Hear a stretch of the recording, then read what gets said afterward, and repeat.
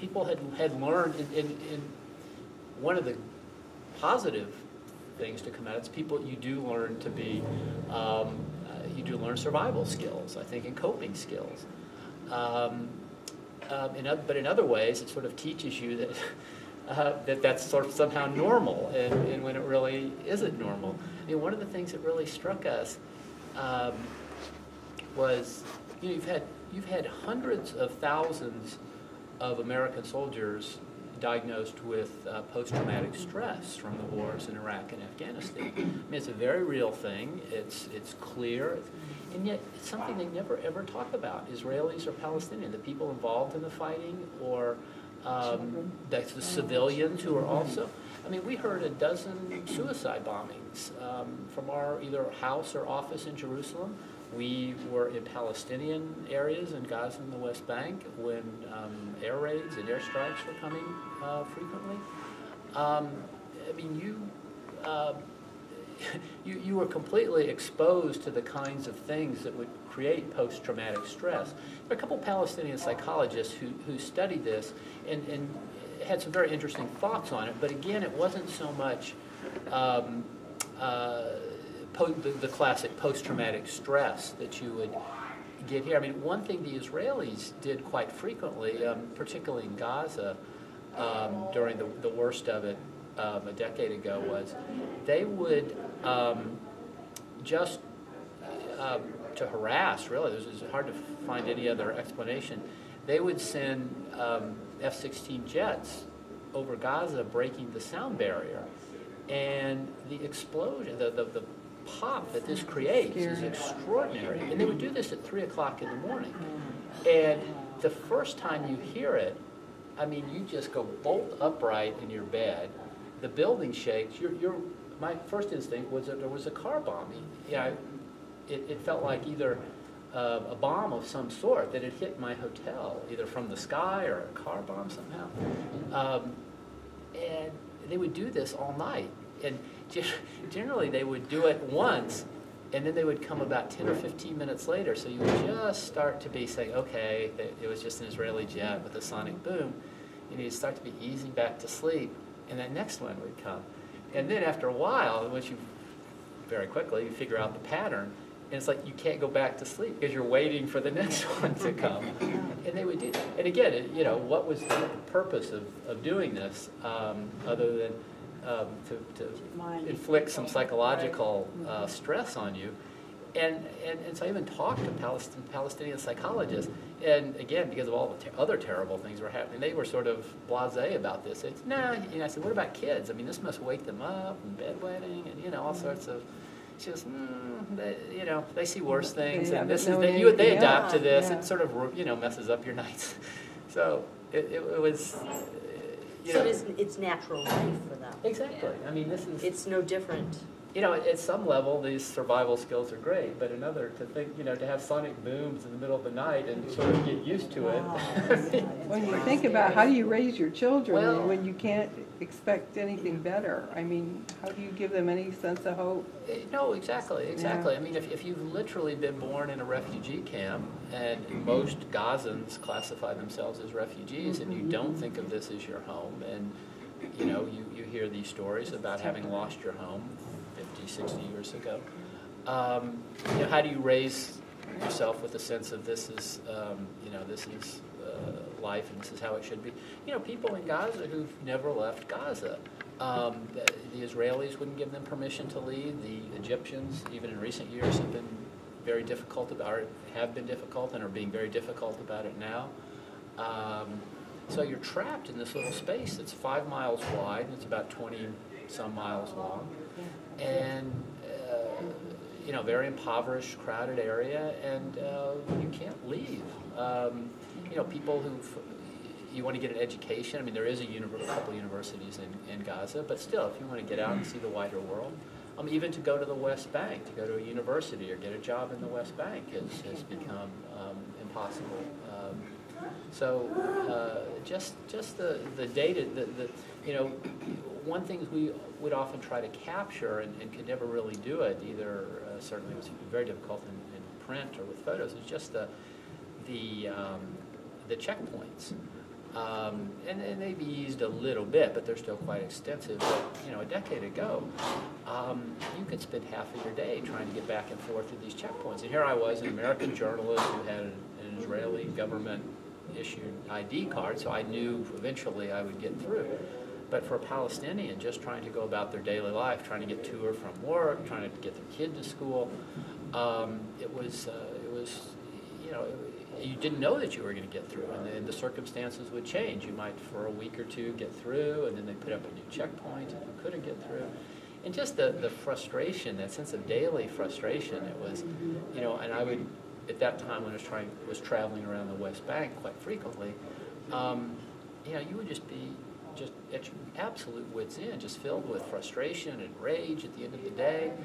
And again, I knew eventually I would get through. I wasn't going to be stopped forever.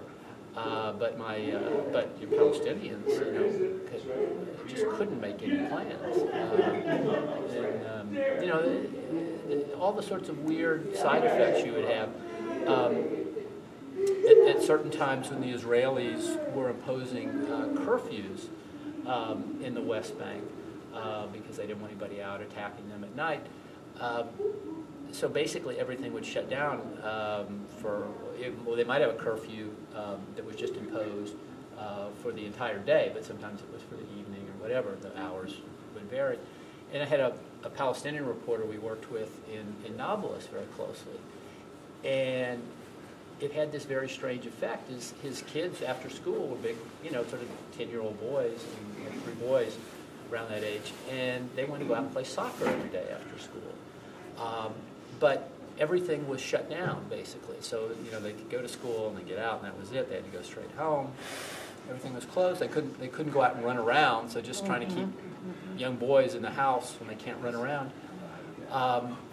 But it also had the impact of the only thing the Israelis left open were the mosques.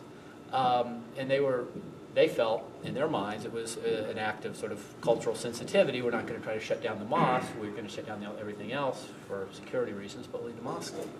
Well, what happened was the young boys who were usually out playing soccer now started going to the mosque. And the mosque, Hamas was quite active in the area, in Islamic Jihad, and their preachers were in the mosque. So instead of going out and playing soccer after school, they were getting these fire and brimstone speeches about being a martyr. And the Palestinian colleague I had, he finally moved to Ramallah because it was a little less radical in that area. He just didn't want his kids in that environment. He was really getting nervous about what might happen to his own kids. He was Muslim, and they went to the mosque, but he didn't want them listening to these preachers talking about martyrdom on a daily basis.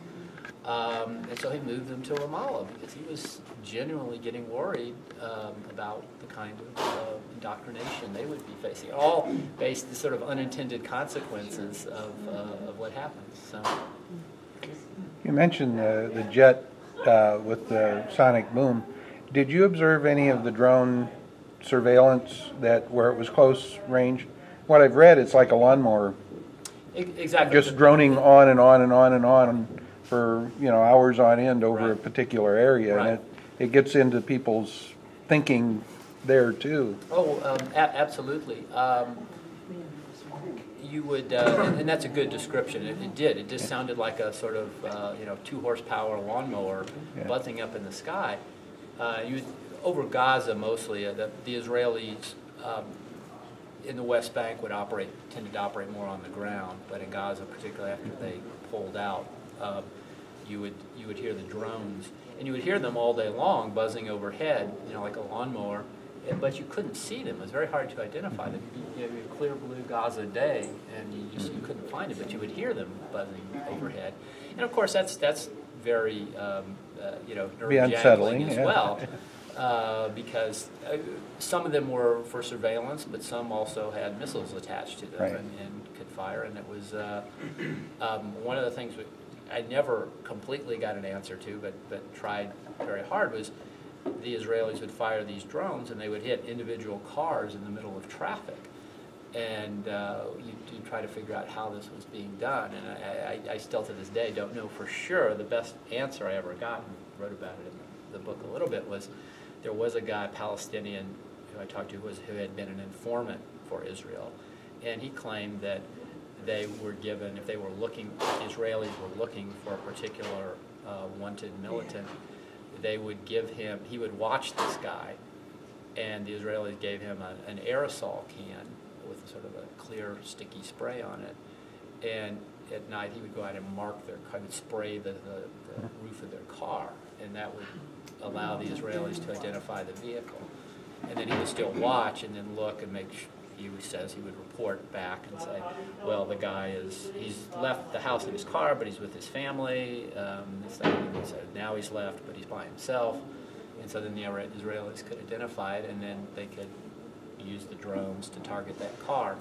But because it was pretty remarkable, obviously there were a lot of collateral injuries, but you would see these cars that were in the middle of traffic all of a sudden at a stoplight, and a drone, you wouldn't even see the drone, because the drone, you'd hear the drone up there, but you wouldn't know it all of a sudden. Or you would see F-16s come. So you're living under this potential bomb threat. Oh, constant. At that time, it was constant. I mean, it doesn't get as much attention, but the level of violence has been down dramatically for the past several years now. There's a lot fewer deaths. I think I thought I heard on the news this morning, though, NPR, that the Amnesty International said that the number of deaths in the West Bank and Palestine has increased significantly this past year versus the year before.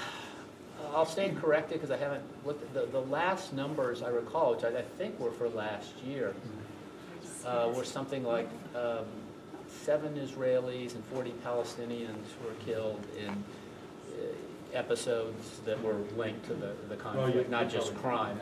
Those are the last numbers I heard. And again, they're obviously going up or going down a little bit.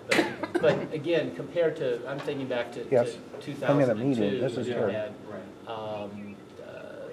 probably 2,000, I'll get well back to you over later 1,000 this Palestinians afternoon. and 400 or 500 Israelis Thanks. killed, and just daily. Okay. Yeah, that would be significant. No. So, I mean, yes, there's still violence, but it tends to be episodic and relatively small scale compared to what it was a decade ago. How do you prepare yourself for this environment? I mean, you know you're going there, you know what's going on, probably not to the degree that it's occurring, but Right. how do you prepare yourself mentally? Everybody had their own calculus for this, and we'd covered a lot of wars before in Africa and in Afghanistan and Chechnya and Lebanon. And again, the thing that was so distinctive about this one was the way every day began as a normal day, and everybody went about their life as they were doing, and then something terrible would happen. You'd wake up with this horrible feeling. Something, just days in that period, sort of 2000 to 2005, almost every day you knew something terrible would happen. Everybody would think about this in different ways, and you see very strange reactions. I mean, one of the strange things on the Palestinian side was often when there was an attack, a crowd would run to a scene instead of away from it, even though there might be a follow-up strike coming in. There was one episode in particular, about 2003 or so. The Israelis struck the car of a militant on a fairly deserted street in Gaza in the middle of the night, again with a drone like we were talking about. And the Israelis announced that they'd had a clean hit, that they had killed the 2 or 3 militants in the car, and that was it. There were no other casualties. And the Palestinians said, no, there were 10 people killed. Yes, these militants were killed, but there were 5 or 6 other civilians killed and dozens of people injured. And as the fighting went on, initially both sides were not so great about accurately reporting, but as it went on and we were able to cross-check and stuff, the sides generally got more accurate in reporting casualties, and so usually they sort of matched up, and you got roughly similar versions. So this was, at this point, around 2000, maybe 3 or 4, we're at the point where this was unusual to get such widely varying accounts. And so, as it so happened, my colleague at the New York Times, James Bennett, was in Gaza, And he went to the hospital nearby and said, yeah, the casualties are here, you know, that Palestinians would take you right into the morgue and you could see the bodies and you could see the injured. And so they said, no, they're definitely here. And the Israelis said, that is just not true. And they took the unusual step of calling us in. The military called me in and a couple other journalists in the next day, said, we're going to show you the video footage from the drone itself to show you it was a clean hit on an empty street, on a car on an empty street. And they did. And so it was a grainy black and white footage and a car going down an empty street at night, and it sort of, the first strike sort of clipped the vehicle and it sort of backed up, and then there was a second one about a minute later that was a direct hit, a big explosion. But the street was empty. And they actually handed that out, and we went and we looked at it and it's like, you know, their claim seems to be correct, but there's also these real people with real injuries in the hospital. How do you square this? And a cameraman who was very good at looking at film looked at this, and he looked at it over and over and over. And after he probably looked at it several dozen times, frame by frame, freezing frames and stopping and looking at it, what he discovered was, you know, that what you saw there was real. But if you looked on the side, which was really dark and grainy because this was taken at night, after the first hit, a lot of the Palestinians came running out, and they were filling, and you couldn't see it. It literally looked ants going through an ant's passage, because a lot of the places had awnings, and you could just barely, you couldn't even make them out as human figures. You could just see a little movement of people in these alleyways, and your eye was focused on the center of the screen in the car, not on the periphery. And so people had literally, after the first strike at 9 o'clock at night, come running out of their houses, filling the alleyways, and they were just getting to the street when the second one hit. And this is what caused all the casualties. And so it was, you know, obviously we could talk about the whole historical narratives that the two sides had.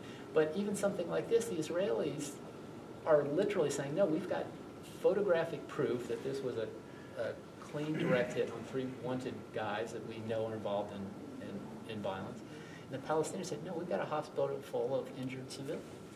And that to me just sort of summed up where both of them were absolutely certain that their narrative was the There's correct. a denial on each side. Yeah. I'm old enough to remember coverage of Vietnam, and you know, Walter Cronkite and Huntley Brinkley, you saw the bodies coming home, and you saw the bombs and the napalm and you know, the Myre, and you know, we saw it on nightly news. And I mean, now that was a big American deal. We haven't seen that with Afghanistan, and we certainly don't see evidence, unless you seek it out through Al Jazeera or somebody, of, you know, what the destructive aspects of this that you're describing. And is there something agreed tacitly or expected of the news organizations that cover war zones? Well, it depends where we're talking about. For U.S. coverage? No, it really isn't. Again, having covered a dozen wars and a dozen different countries, no. Especially when you're covering, again, in this particular, the Israeli-Palestinian conflict, you really had tremendous freedom. And again, I don't want to sound like it's fun or I enjoy covering wars, but that was my job. You had this great access to both sides. Both sides liked to talk. You could physically get to the places because it was a small, compact area. There were relatively few instances. And again, I cited that previous story because that was an example where it was really hard to get a grip on what had actually happened. But that was a pretty rare instance. A lot of places in Afghanistan or Iraq, it's just too dangerous or too hard to get to a certain place, and you're stuck with these conflicting accounts that don't add up. The point I would like to address, I guess, is in Vietnam, the reporters were allowed to travel with the troops and really given free access and allowed to move around.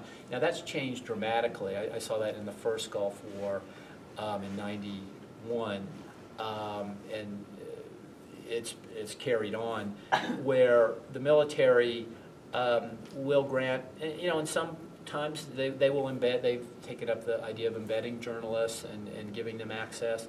Other times they will, do certain things that intentionally or not will restrict access.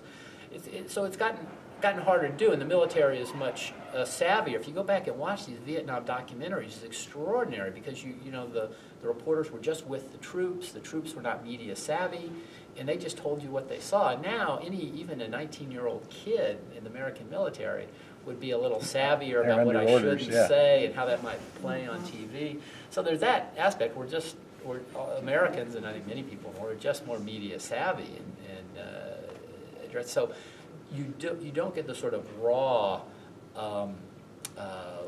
coverage that you might have had, a generation or two ago. I apologize for interrupting, but we're going to be eating, so if you'd like to come in, and Sam, why don't you go first since you've got to leave early. So, but there's soup and apples and dessert and crackers and stuff like that, so welcome, and Greg, if you don't mind sitting kind of in the middle, yeah, sure. That would be great, and I think we'll be able to hear you better then. So feel free to go in. Greg, you're from St. Louis? I am.